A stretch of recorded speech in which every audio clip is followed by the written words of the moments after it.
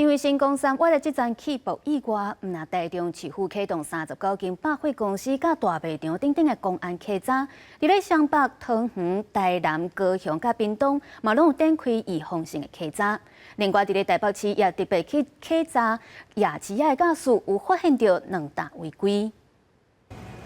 带相关单位现场视察，伫百货开门前，台南市政府展开商场联合稽查，先确认消防设备是毋是有问题。大号百货伫1楼甲6楼拢有伫施工作业，市政府嘛，搁再确认业者事先已经依法提出施工计划。这边就是原来，这就是预计的厨房的地方。要看那个现在目前的施工规划，那依照施工的设置配合。台中百货起步意外造成严重死伤，6都拢先做预防，拢启动相关的稽查。 同时锁定商场、美食街、看局处检查雅士光线等关键设施，双方嘛全面检视消防安全。其中台北市政府为13开始，针对百货大楼也有夜市啊，这个公共场所启动无预警的稽查，嘛要求业者爱随自动安全检查作业。已经完成66处百货大楼，特别针对餐厅、美食街等他们的消防安全、防火管理，成为 重点的稽查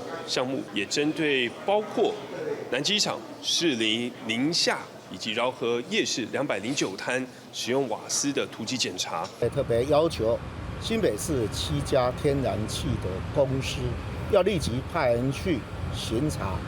他们的天然气的管道设备到底有没有做到位，有没有能够符合标准。 高雄市政府嘛为13开始对商场、美食街进行稽查，14早起去辖区内的新光3月的3都店、雅士、楼气、探测器，必须都要连接到中控室，这拢是重点的稽查项目。公安专家指出，台湾复合型的商场设置美食街正普遍，营运中所需要的各种设备，拢需要进行预防性的管理。建筑管理的部分，当然还有一些是消防专业或消防管理的部分。它简单讲，它是涉及到好几个单位。餐饮业它如果没有一个主责单位，它的